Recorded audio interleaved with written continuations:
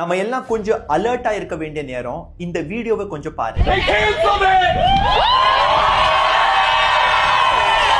இவங்க ஏன் இவ்வளவு சந்தோஷமா இருக்காங்க தெரியுமா? யுஎஸ்ல ஏஐ டேட்டா சென்டர்ஸ் மக்கள் போராடி க்ளோஸ் பண்ணிருக்காங்க. யுஎஸ்ல வாட்டர் ஹைஸ்ட்னு ஒன்னு போயிட்டு இருக்கு. அதாவது தண்ணீர் திருட்டு. ஏஐ டேட்டா சென்டர்ஸ் ரொம்ப சூடாகும். அதோட சர்வர்ஸ் மெல்ட் ஆகாம இருக்க தண்ணி வேணும். எவ்வளவு தண்ணி தேவைப்படும்? ஒரு சிங்கிள் டேட்டா சென்டருக்கு 5 million gallon fresh water use ஆகும். சராசரியா 50,000 மக்கள் இருக்கும் ஒரு ஊர் கொள்முதல் செய்யும் அளவு. பிப்ரவரி 2026ல யுஎஸ்ல சில ஸ்டேட்ஸ்ல இந்த ஏஐ டேட்டா சென்டர்ஸ்னால நீர் பற்றாக்குறை ஏற்படும். அதுலயும் நியூ ஆர்லன்ஸ் புதுசா டேட்டா சென்டர்ஸ் இங்க நிறுவவே கூடாதுன்னு சொல்லி பில் பாஸ் பண்றாங்க. இங்க நம்ம ஒரு விஷயத்தை கூர்ந்து கவனிக்கணும். இந்த டேட்டா சென்டர்ஸ் தண்ணியை உரியறது மட்டும் கிடையாது, அது அதிகப்படியா மாசும் படுத்துது. ஏன்னா இந்த சர்வர்ஸ் துருப்பிடிக்காம இருக்க அந்த தண்ணியை PFAS அப்படிங்கிற அந்த கெமிக்கல்ல ட்ரீட் பண்ணுவாங்க. இந்த டாக்ஸிக் வாட்டரை கிரவுண்ட் வாட்டரோட கலக்க விட்டுருவாங்க. சாட் ஜிபிடியோட ஃபவுண்டர் சாம் ஆல்ட்மன் இதெல்லாம் ஒண்ணும் இல்லைங்க, சும்மா கத்திட்டு கிடக்குறாங்க அப்படின்னு சொல்றாரு. ஆனா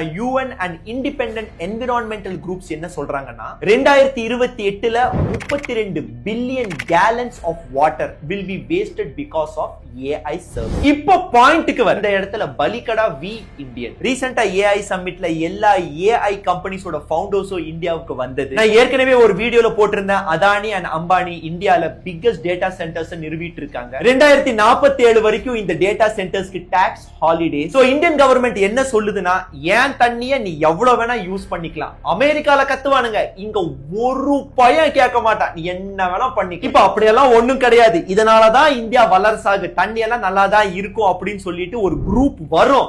அவங்களுக்கு ஒரு பதில சொல்றேன், டப்பி சாத்திட்டு கிளம்பு.